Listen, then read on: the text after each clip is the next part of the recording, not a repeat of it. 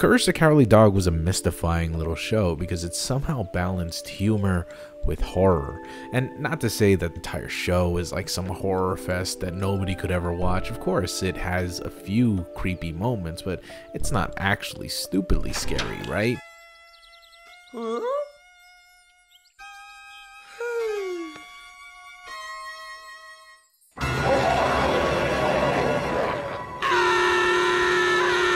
Maybe not to an adult, but to us kids, we were terrified of some of the things here, and I saw a lot of you recommend several aspects of the show, and it was really hard to narrow down some experiences that you had and myself, and see which one really was the scariest moment of them all. But instead of competing against every single one, I would rather go through just a few moments that actually impacted us as kids, the ones that were really, really terrifying. Starting off with a real popular one.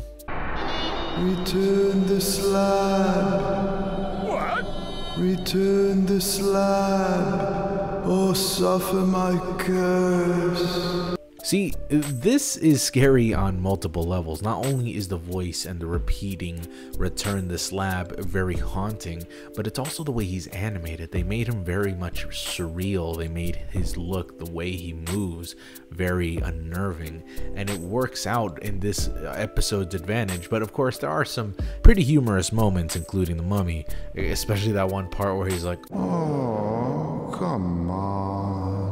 I always thought that was hilarious, and that really broke the mold for me. I didn't think he was scary after that. Regardless, to many of us, he was horrifying, and we really avoided that episode whenever possible. But no episode was more avoided by me personally than this one that featured this horrifying looking dude that was just... that is bad. Now you're just being mean to kids. Essentially what the episode was about was that Eustace had to grow some crops, whereas he claimed that he had a green thumb.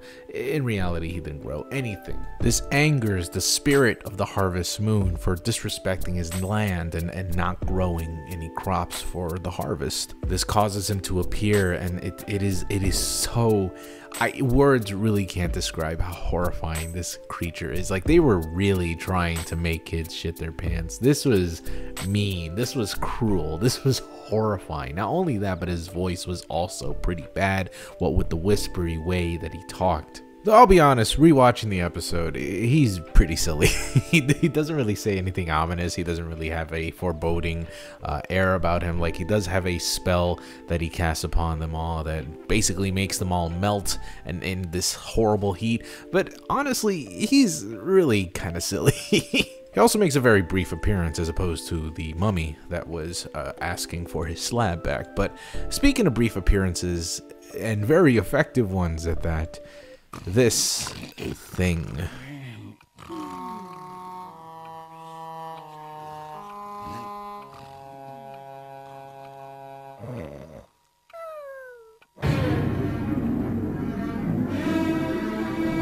You're not perfect.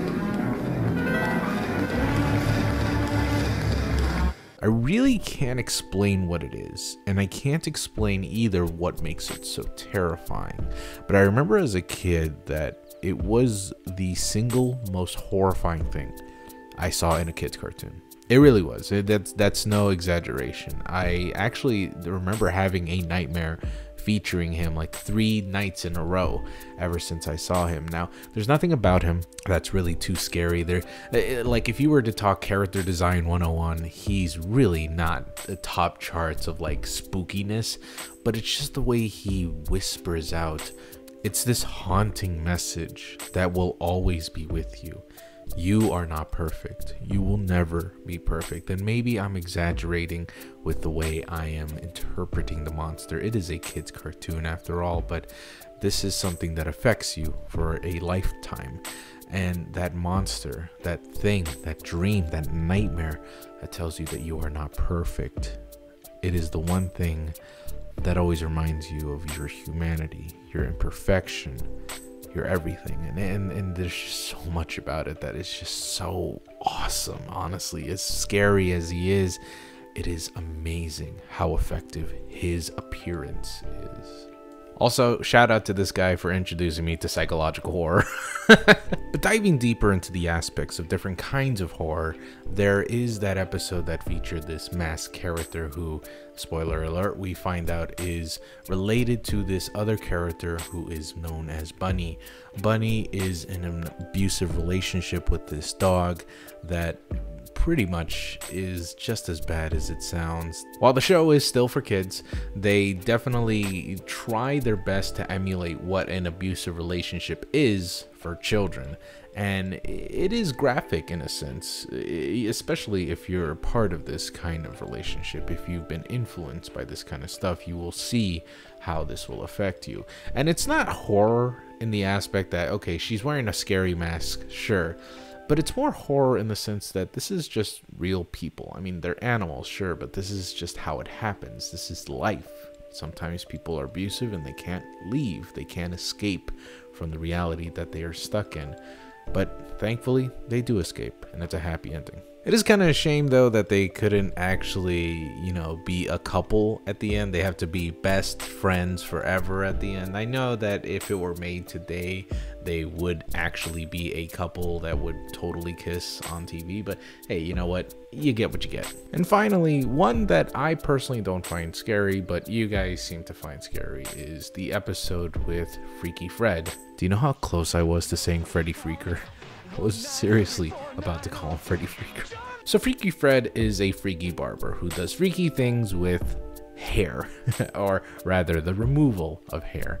Now, this isn't really too scary to me, but I do understand that for some people it made people feel very, very uncomfortable. I actually had a lot of friends when I was a little boy that really hated this episode because it scared the crap out of them. But for me, I thought it was very whimsical. I thought it was very charming, if not fetishistic. I mean, that's what this entire episode is. It's just one dude talking about how his fetish just took over his entire life and how he has done horrible fetishistic things to other people for the sake of his own pleasure. It is very uncomfortable when you understand that connotation as an adult, but as a kid I thought it was like, oh, this is a really cool like Dr. Seuss episode. I love episodes that just like rhyme in limericks. It's just awesome. It's nice. But like now I watch it and there is definitely some underlying sexual themes with everything. Or maybe you disagree, but I think understanding that part of it, thinking of it as like his fetish being the thing that takes over his life, that is scarier to me than just Freaky Fred having a freaky design. I think that is the thing that truly makes him horrifying.